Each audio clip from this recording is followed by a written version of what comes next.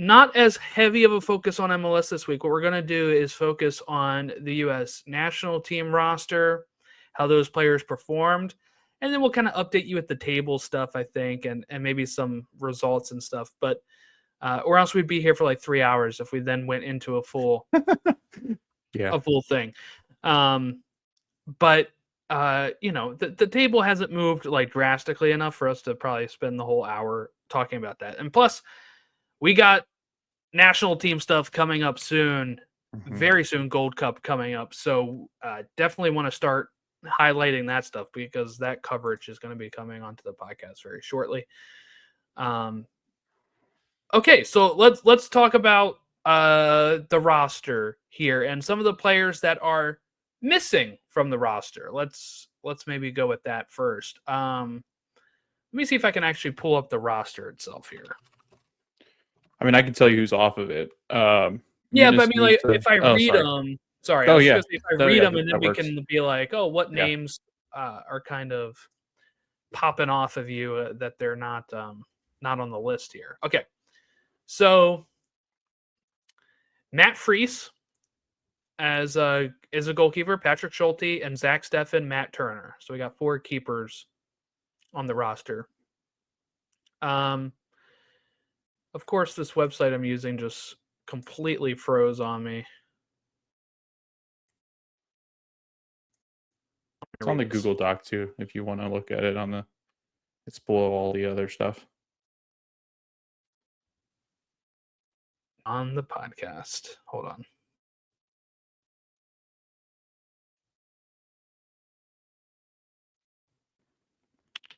Okay.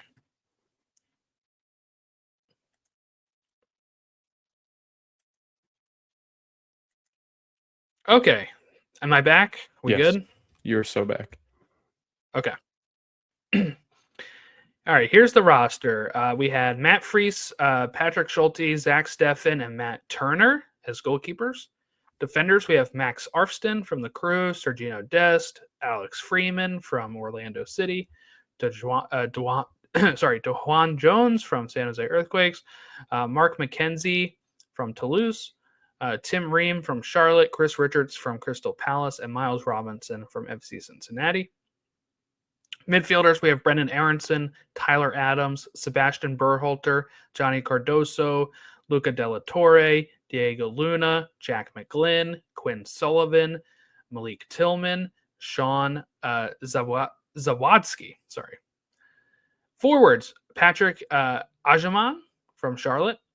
We have Balogun from Monaco, Damian Downs from FC Cologne. We have Brian White and Haji Wright. A little bit of a rhyme there to finish us off. So notable names not on the sheet. I guess what stands out to you when it comes to who's missing? I mean, do we want to go with the glaringly obvious one and Pulisic, our captain? Right? Let's talk about Pulisic. Okay.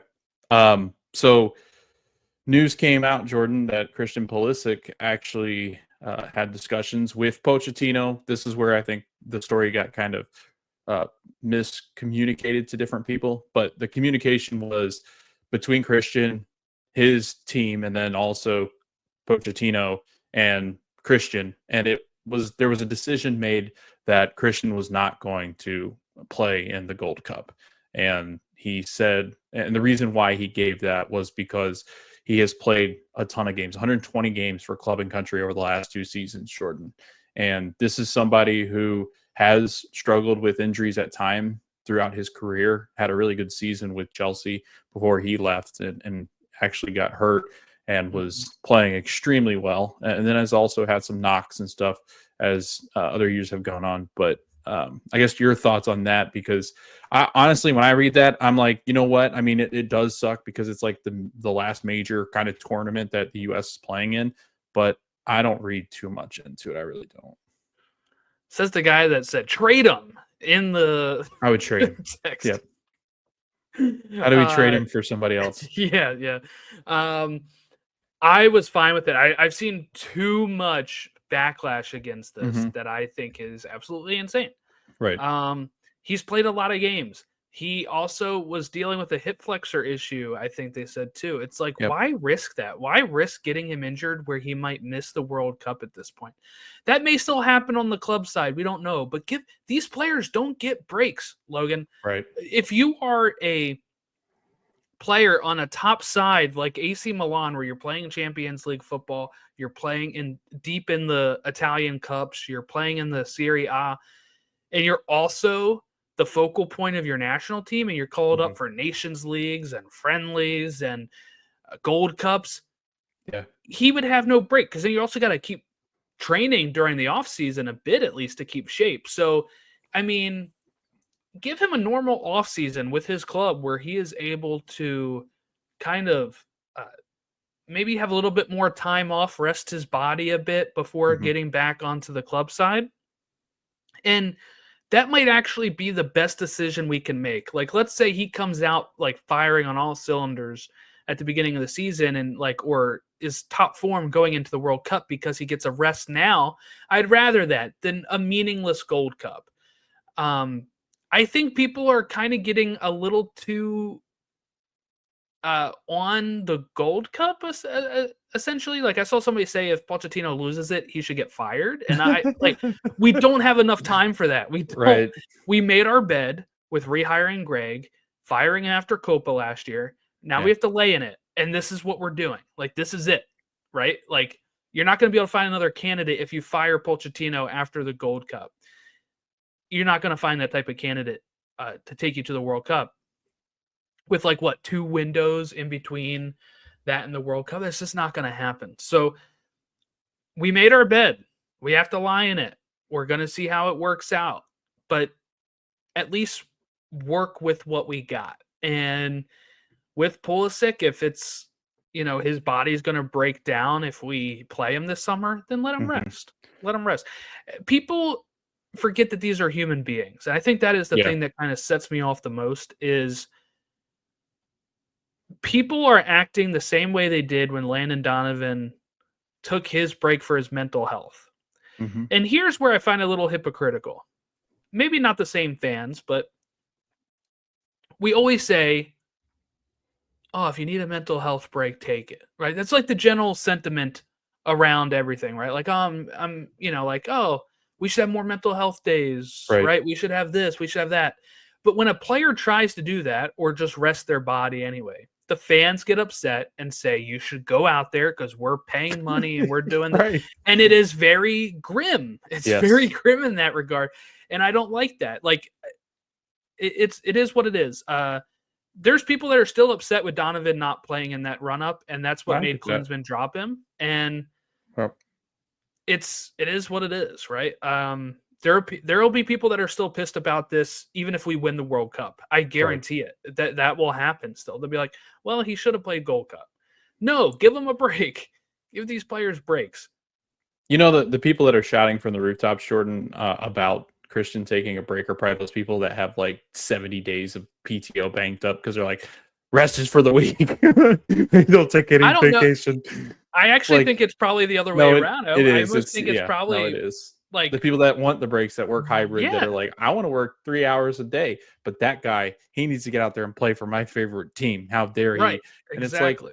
It's like, in what world do you not ever have a break from your workplace? If you do not have a break from your workplace, you should leave. It's toxic. People were getting on Alex Cora, right, for seeing his daughter's graduation. What are we doing, guys? Like, that is a normal thing to teams are honestly better off just saying, oh, he's sick or he's hurt. Like, you're better off just saying that. Like, you're better off going, oh yeah, especially, I mean, there's a downside with that though too. If you look at basketball, people would be like, well, LeBron is sick, but Michael Jordan played the flu game and won. Like, people get this weird thing in their head with athletes that they don't do with anybody else. That's true. I mean, and I think a lot of it's because you think you're getting paid it's always that for a kid's game. You get paid all this money. Yeah. You get paid all this money to play a kid's game. I only made $17 an hour working at my local grocer. Like, there's always going to be that aspect of it. But I agree with you. I was joking in the group chat. I know. Thinks well, I was like, we can't trade him anyway. No, we can't. You can't trade him anyway, you moron. But yes. I agree with you, Jordan. But names that were missing, Yunus Musa also asked out, which again, same kind of thing. People have Same to club. remember this. People have to remember it's Premier League is ending, La Liga, and then I'm Serie blanking A, Serie they're all A ending. and Ligue 1. Yeah. They're all ending in June if they didn't make Champions League or like qualifying. And then once that hits, Jordan, it's June to August, and those teams, but they're back at it in July. Like they don't do Well, think about international it. windows like in the summer over there unless it's the Euros. So it's like these The two this final league guys haven't game, had breaks. the final league game was Sunday, Yeah. right? Mm-hmm. And we have Champions League, I guess, coming up this Saturday for the final. Yeah. So if you're not in Champions League, you end it Sunday. Yeah. Oh, The Club League World Cup Cup starts. too. The league, yeah, exactly, right. So there's Sorry. another tournament now Yeah. that people are in that they were not in before. The season's even longer. Gold Cup is June 15th. Mm-hmm. They got to go to camp first, though. So you literally come off your season. You maybe have a week before you go to Right. camp. And that's And traveling. then if you win the Gold Cup, it's about a month. You're looking at Yeah. July. Then you go right to training with your club because the season starts in August. Like they get maybe a couple weeks off a year at this rate. That's it. For these big clubs. It's not like Yeah. MLS where like your season ends in if you're a DC United fan, your season ends in October and then you're not playing again till February. That's a long layoff, right? And Yeah. then you have like little tournaments in there in the Nations League or whatever. But it's not right into the summer comps the way that it is for the other clubs. So Yeah. it is So a tough thing to deal with. Yeah. Yunus Musa asked out. Anthony Robinson was dropped because he's dealing with an injury. And Weston McKennie, Timothy Weah, and Gio Reyna were blocked by FIFA because they gave them the expanded Club World Cup priority over national teams. So the teams they want have this thing to take off. Yes. And it's in the United States. I mean, I get it. It's a great marketing thing. Jordan, I was watching the Pacer game and they were like broadcasting it was in game. Like, when they run the little things at the bottom and they talk about it, they were talking about the Club World Cup. That's crazy. Like they were talking about your favorite. Yeah, it was nuts. I'll have to see if they do it again tonight. I'll put it on Max. It's like on the Max app, and who is it? It's Kevin Harlan that does the games, and he'll talk about the Club World Cup is coming. Your team, your favorite city, blah blah blah. And I was like, no way, they're talking about it because it's broadcasted on TNT. So. Or Turner Sports. Oh, yeah. Because I think they licensed it out from the Zone, right? Or yes. whatever it is, because that's who has it. So I think Turner is licensing some games. Oh, by the way, what do we have to do to get Kevin Harlan to call a Club World Cup game? Can we do that, please? What do we have to do to get them called? To get Kevin Harlan to call a Club World Cup game. Honestly, like all the legendary broadcasters, and Kevin Harlan knows football or soccer, I guess I'll call it, but he knows soccer. Yeah, he knows soccer. I mean, there's a lot of them that do know soccer. Yeah, I think Spiro can do some soccer too. It would be interesting to see. Kevin Harlan's like my favorite, so having him do like the Club World Cup, he could do it at the same time as the finals. He'd be like, I'm calling both games. Did you see when he was? When they accidentally mixed up the chicken wings with something else, and he was like, "What am I even saying right now?" No, I didn't. Oh my gosh, I gotta send you that. It's it's CarMax and chicken wings, and he's like, "In your new car, you can get baked chicken wings." What are we doing? Are we having baked chicken wings in cars now? Are we sitting in drive-thrus with our new cars? Like, what's happening? What's going on? And then Reggie Miller's laughing the whole time. He's like, "What are you doing?" Funny. They clearly mixed up the teleprompter. It was funny. But no, that's interesting. Club World Cup priority over the national team. I thought so too. Yeah, but also Josh Sargent, Joe Scally, Carter Vickers, and Tanner Tessman were omitted based off of football decisions, as Pochettino put it. So makes sense. Sargent no, not cutting it, right? No. Scally too. There was a high upside for him, and there's still upside for both of them, I think. But You know, these MLS kids are, and we're going to talk about them, but these MLS kids are they're hungry. They're like, I want a spot. I want to go. So kudos to them for pushing that button.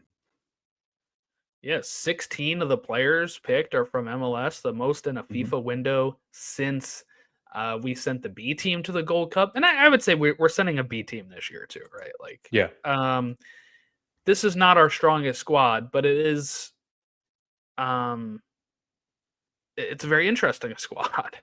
I think that's the part that I'm looking at. Like, oh, we'll see how it goes.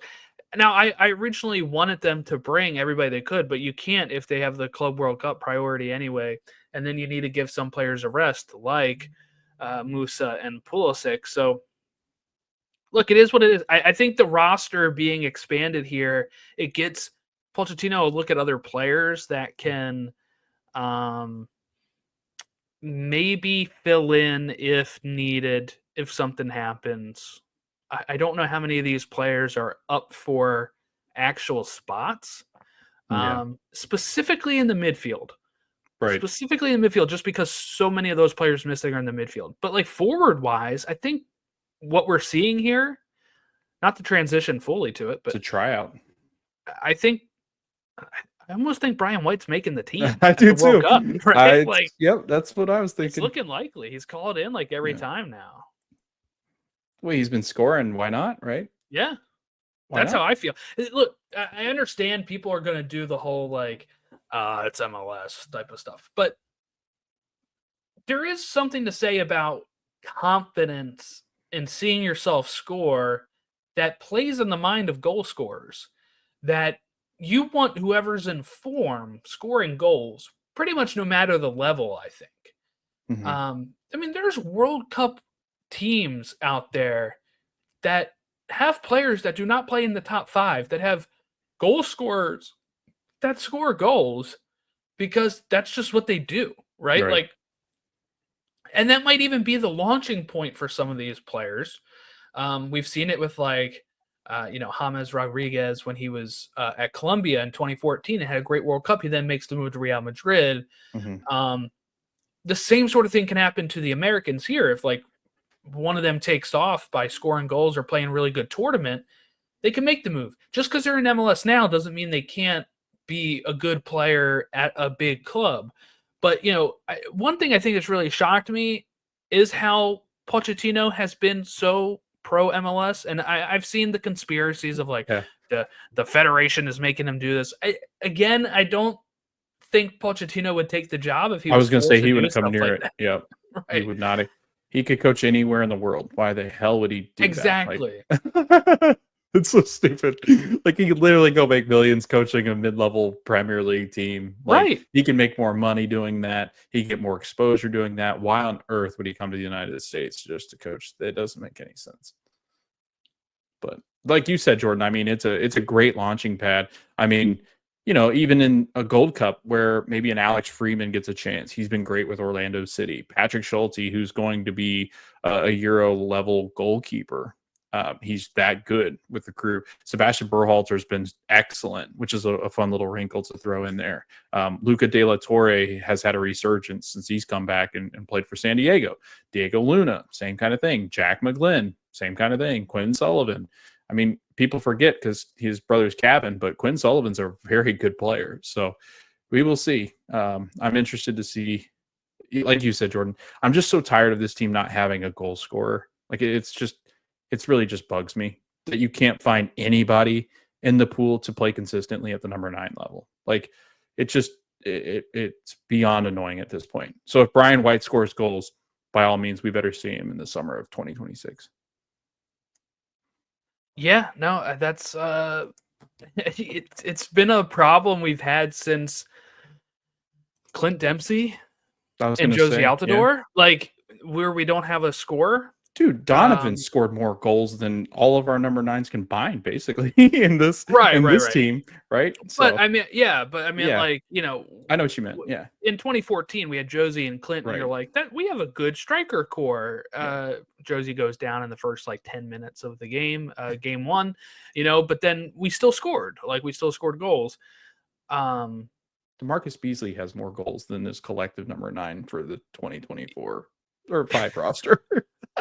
Well, I would say most do, right? Because how many Sad but true. appearances have these people made? I was gonna Like say, yeah, Balogun and Florian, like yeah, Haji Wright are probably the most noteworthy. noteworthy of like been called in a lot of times, right? Ajamong and Brian White are starting to break into that, right? And then I don't think Damian Downs Downs is young. Yeah, he's very young. So, but I would assume that's going to be more of a like, hey, just hang with us and watch, train with us, get used to us, and then type of thing. But no, really curious to see how the forwards are going to work. Look, this is a competition that even with this type of squad, you should be able to win the Gold Cup. Are you going to win it? It's not a guarantee, right? It's not how soccer works, but especially after we did not win the Nations League, right? First time ever not winning the Nations League. That stings still. But I'm trying to look up. Well, I mean, like you said, though, I mean, these guys have all competed against all these MLS guys have competed against guys on the. I mean, that whole Canadian roster is pretty much MLS too. And then you throw in Mexico, same kind of thing. Like they played those Liga MX teams, and those guys are on the Liga MX team. So it's not like these guys have never seen these other players. They're going to be very comfortable. That's what happens in your region. You're very comfortable against teams in your region because you have to play them all the time. You see these guys growing up. So it's a very winnable group. We have Haiti, Trinidad and Tobago, and Saudi Arabia. Now, couple trap games here. You should beat Haiti. Okay? Trinidad and Tobago, always a thorn in the side. Okay, always the. Saudi Arabia did beat Argentina. In 2022. Might have paid off the refs to do it, but they did it. They did it. Gosh darn it! So it is. That's a little like. That's how we'll know if we're in a full spiral. If we don't even get out of this group, you're like, okay, we're not like. If we don't get out of this group, expectations for next year are at an all-time low. Right. Right. Just get out of the group. It would be like win a game. I don't know. Just please get out of the group, please. Please. That would be the biggest bummer. And it would really be that we screwed the pooch somewhere along the line from when we got awarded this World Cup to now. And look, I'm kind of used to that, though, all right? I'm going through the same thing with the Orioles, where the young guns are not living up to the potential they should have. It reminds me a lot of this soccer team where we were being told these guys are great, and they're not playing like they should. And you sit there and you're like, what is the issue? Is it the coach? Is it the federation or the club, like in the Orioles case, like development. What is the issue here? Is it just that they're not as good as they were sold to be? Are they not living up to potential?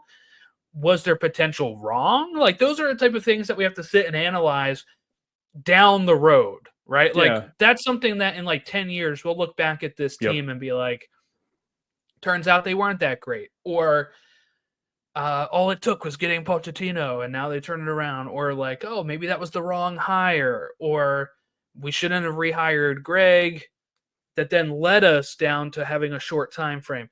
There's a lot of stuff we'd be able to analyze if something goes wrong this summer and next summer, for sure. But I mean, I don't even know how to fix this right now. Again, this is like what's so different about soccer, national team wise, is that you can't fix the team. There's no quick fix, right? There's no like transfers. There's no trades. It is, these are the players in your pool, and they're either going to succeed or they're not. Dual nationals are the only things that can change somewhat that trajectory, right? I mean, we've seen that, but that doesn't happen very often. I mean, it's very rare. And then also, I mean, soccer, Jordan, is such a team sport. I mean, it's like baseball. Like there's just so many moving parts that you have to get right to be good.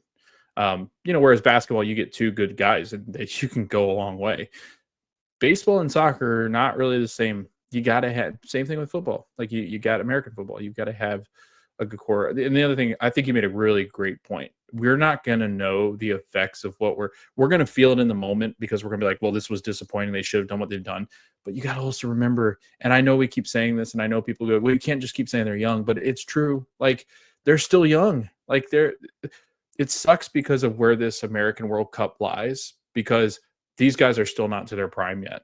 A lot of these guys are not in their prime yet. So, it does suck that if this was like 2032, or like, what was it? It'd be 2030 is the next World Cup. If it was 2030, then I think we'd be a little bit more excited, because I think you would really see a difference in this talent pool. But because we've had to replenish everything, because we had such a gap in those generations, this is just like, Jordan, this is just the start. That's what I would keep telling people that are going to come in and watch the World Cup or listening to this episode, because they're like, how's the World Cup? I mean, we're a year out. How are we looking? This is just the start. I mean, we're going to pluck off a couple good pieces, but I would say this team, Jordan, the expectation would probably be, right now, if I had to say, here's what my expectation would be, is to at least try to win a game in the round of 16. I don't think they can, but that would be my goal for this team because of how poorly they played. And it's all going to depend on the group, right? Like, yeah. That's what I think is so laughable every time people put that kind of stuff out there. Because I've seen it since Pochettino was hired, where they say like, okay, we're hosting, we should get to the quarterfinals. And you're like, we don't know the group. So if we don't know the group, and then once you get out of that group, we don't know, are you getting Argentina right away? Are you getting Germany right away? Or are you getting a favorable draw to get to the quarterfinal? Plus, you have to throw in, this is an expanded World Cup, which means there's going to be another round. Yeah. We're going to have like a round of 32. Yeah. Instead of 16, right? We're going to have round 32, then 16. So when I start thinking of like what the expectation is, it's after the draw happens that I sit there and start looking at, okay, and we did it for 2022 because we did the same sort of thing where people are like, Greg has to do this, Greg has to do that. And I'm like, wait until the draw. Then when you get the draw, you're like, okay, this is a favorite, maybe a tough draw that might change some things, but there's a path here. If we get a draw that ends up being super hard, then the goal changes to get out of the group. If the draw is favorable, the goal is win the round of 32. If you're not going to get matched with a hard group after you get out of it, then the path changes to win the round of 16. Like, that's a good point. You have to see how everything plays out. And like, all right, that's a good point. If we win the group, do we get France? If so, you're like, damn. Yeah. Right? Yeah. Maybe now we just have to try to win that game if we can do that. But like, it's not guaranteed. Yeah. But if you get drawn with the expanded World Cup and you get somebody like like a Canada or Qatar or something, the goal would be, all right, get past them, get to the next round, and then win that one. So it's all very, you can't do that until the draw happens, and then from there you're able to kind of start seeing the World Cup a little bit more.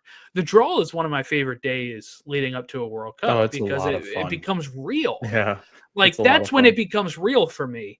Is all right, we know who we're playing on what day, where, like that kind of stuff is really fun. You also look at their players, like what players you get to, that's always exciting for me too, is like, who do we get to see? Like, because, we don't get to see the Americans oftentimes take on Kevin De Bruyne or like it was always fun for me when I was like, when we played that Belgium, came to MLS. Oh yeah. Well, if we would going somewhere else back then when we played, who was the big? Oh gosh, that's gonna bug me. Who's the big Belgian guy? The Lukaku? Big afro. No, the big afro. Oh no, yeah, Flaney. Yeah, Marwan Flaney. I always wanted to play him for some reason, and we got to. It was bad, but we got to play him, and that was cool. Like we got to go up guys that you watch in Premier League, and you're like, almost won that game. Cool. We did. We were. Yeah, it was very close. Here's a fun topic, real quick. Is like top 5 days in a World Cup cycle, right? For me, it's like the draw, right, is one of them. The day the Panini stickers come out is a top day for me. Okay, that's one. like first group stage game for the US is a big one. And then Day 1 and day 2 are great of the World day Cup. 1, day by 2 the great. way. And then Yeah. up there somewhere is the final as well. Like Yeah. that is one of the top days of the 5. And maybe like roster release or something would be a top 5 day or something. But I'm so if you hit assuming this they're going point, to have a big yeah. Tell us your favorite top 5 days leading up to the World Cup. So that's what I like. Or during a World Cup. What was I just about to look up real quick? I was going to look up something that was related to what I was just talking about with the World Cup. When's the World Cup draw? That's in December this year. Let's see. Mark it down. What day is that? It says it'll probably be on a weekday. It's always on a weekday. It's usually during a weekday. But really I think it would be, since it's here, it should be our time instead of like, I remember being at work listening to it because it was at lunchtime at Qatar. So it should be evening probably do like for a us. 6 p.m., 7 p.m. Do like a live? Could we do a live on that? Could we watch We can do a live on that. Let's do that. That's fun. We would just react to it as it's going. But yeah, go ahead. So while you're looking that up, I was just going to mention the fact that 16 MLS players make the cut over the weekend. 7 central midfielders and attackers played, and 5 of them scored. You had braces scored by Ajuman and Brian White, Quinn Sullivan's banger, Diego Luna and Luca De La Torre also got on the score sheet. So those guys balled out when I'm assuming I think they announced that right before. So I think they came out with a little extra out there. So, and then they also, Jordan, the U.S. men's national team will have 2 friendlies against Turkey and Switzerland, and then the Gold Cup as well. So they do have some very competitive games coming up against 2 teams those that are pretty good. Some good friendlies, I feel like.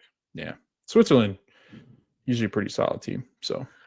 Okay, so all that we know right now is December. They don't know what date for the draw yet. So that'll happen once we find that out. The plan will be for us to go live if it's in the evening and do a full reaction show as it's going on. That'd be fun. That'd be a blast. Yeah.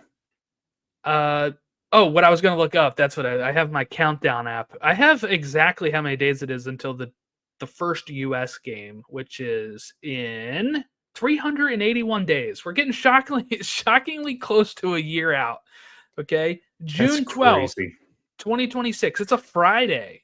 You're gonna have a great birthday, like you usually do when there's World Cup around, because it falls around. No, I actually usually don't. Well, June 26, 2010, we lost to Ghana in the round of 16. At least you get a World Cup around your birthday. True.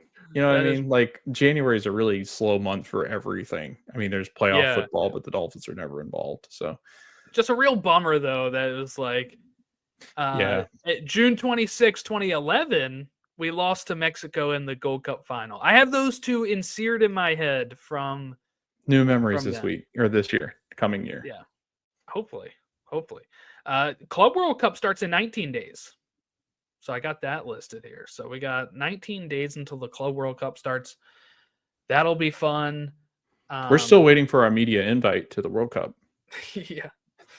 Yeah, I'll try. I'll try to we cover it, and we do. Yeah, there's not a lot of clubs, or there's not a lot of places that do, and we do cover it. So if they look back at we need to make a playlist of all of our U.S. men's national team stuff.